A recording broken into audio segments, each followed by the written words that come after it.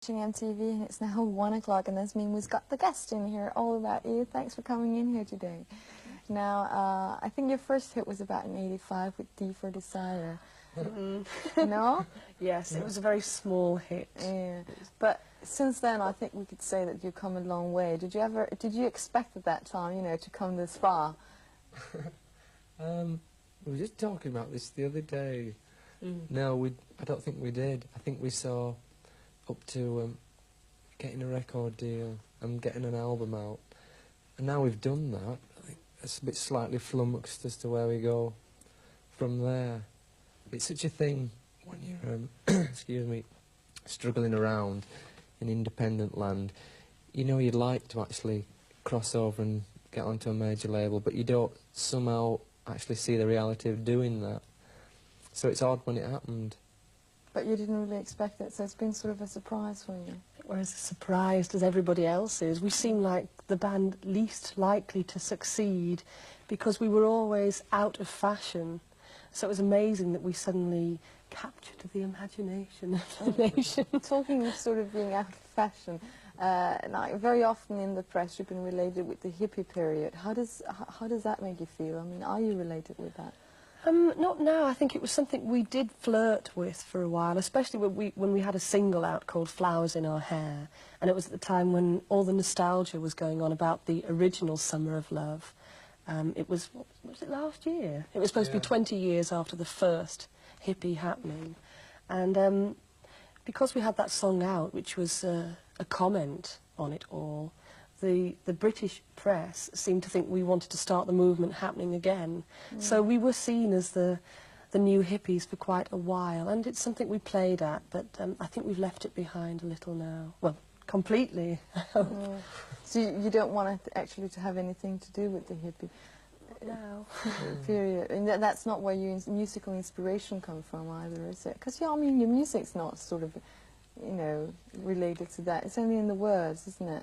Yeah, it was my fault. I started singing about things that could be linked to the 60s. I mean, it was very flowery and very, you know, to do with nature and love and all that kind of thing. And it's something I did believe in very strongly at the time.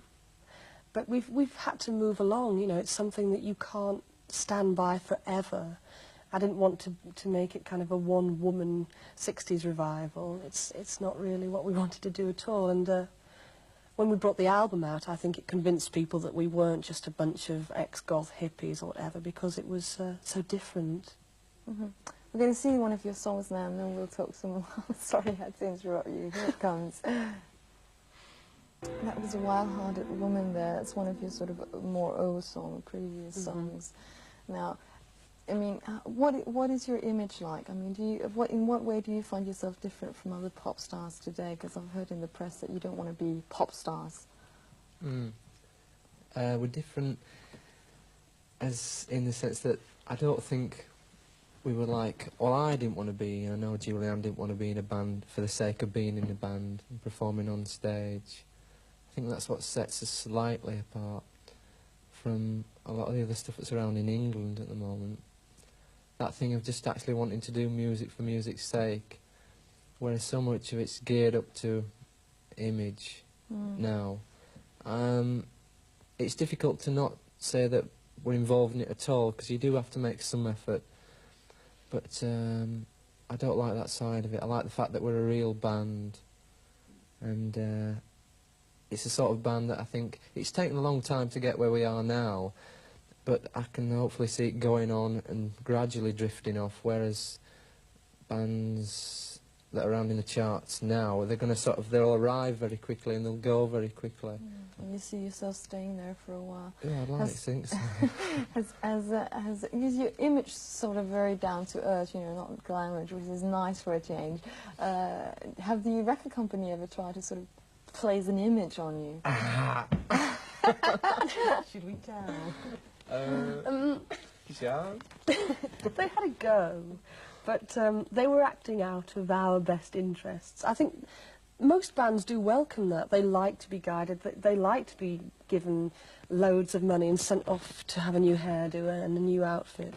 And we tried it, but it didn't it wasn't comfortable to us, you know. I think we've got where we are through being the mess that we are. You know, it's we're not very good at being clothes horses or anything. So we tried it, but it wasn't right for us. And the record company won't be trying it again. Like, your life must also have changed a little bit since, you know, from being a band that was sort of unknown to sort of becoming one of the most popular bands in the UK. Has the lifestyle for you changed a lot? Yeah, it has. But I'm desperately trying to hang on to what things were like before. I mean, it's been a funny year because before we were signed, we were just all unemployed, and we were doing the music at our own pace. And this went on for years. And then we all walked into, like, the record business with a bit of a dull attitude towards just the way. That's all we knew. We just knew getting up, going down to Julianne's, writing some songs, going, signing on, collecting your gyro. And to walk into a big machine like the record business with that attitude is a bit dangerous. But also has it reflected that, you know, not only in the musical sense that it's changed your lifestyle, but also in the way that you actually live your life, you know. We were talking about limousines before. I mean, do you travel around in big cars and live in a nicer flat now, or in a big house? I mean, has that sort of life changed for you? I think a lot of people think that once you're a chart band, you're suddenly rich and you're going to parties and you've got a mansion. It's not really the case. I mean, personally, I'm homeless, and after I've finished speaking to you, I'm going to be looking for somewhere to live this afternoon. It hasn't changed at all for me. I still live in moderate places. Now and again, you get a treat, like, you know, if you're doing a big TV show, they'll send a nice car round. But I don't think it's changed dramatically. It's just, I feel busier, a lot busier. We have to see another video here coming up. It's like also one of your videos. You know, the way that things have changed in your life. Also somewhere I heard that you received some really weird fan mail. People, you know, threatening to kill themselves if they don't get any answers. Does it worry you that you can influence teenagers so much by being a popular band? It doesn't. We get a mixture. We do get that side, but we also get some really lovely letters. And if you're feeling down, they can actually cheer you up and spur you on. But it's not terribly serious at the moment. We've got a really loyal bunch of people who are into us. But I always like to reply.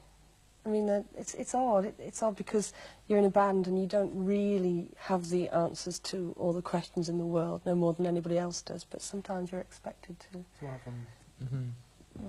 This is your LP. I understand you're writing on a new LP already, aren't you? Yeah. What's that going to be like? I wish I knew. I don't know what it's going to be like. It's too early to say yet, just because we haven't got all the material that's going to go on it. But are you writing it in a different way? I mean, I understand that you do all the writing, don't you? Oh, no. No? It's very democratic. I do the words, but the music we all join in together. But are there any particular ways that it's going to be different from that LP? I think we all know a little bit more now about what you can actually do in the studio. I mean, we walked into that album with just like a fistful of songs that we'd wrote in a bedroom and learnt about just the techniques of recording while we were doing it. So this time we all know a little bit more. So it might sound from a production level. Talking of production, I got to ask you about The Mission. Now, they produced one of the songs, and you've also been on tour with them and stuff. I mean, what's their role in All About Eve? It's definitely something that is of the past. They produced one of our independent singles, and we toured with them.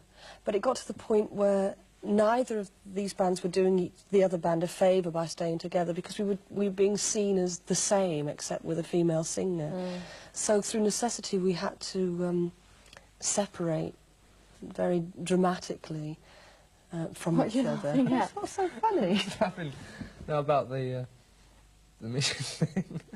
It's just, it's like one of the questions. It's like, Yeah, I know, but that's why I said I know. I have to ask about it, because I know there's a lot of people wondering. So they're not going to be involved in the next project. That's out of the way now. No more mission together with All About Eve. No more mission. no more mission.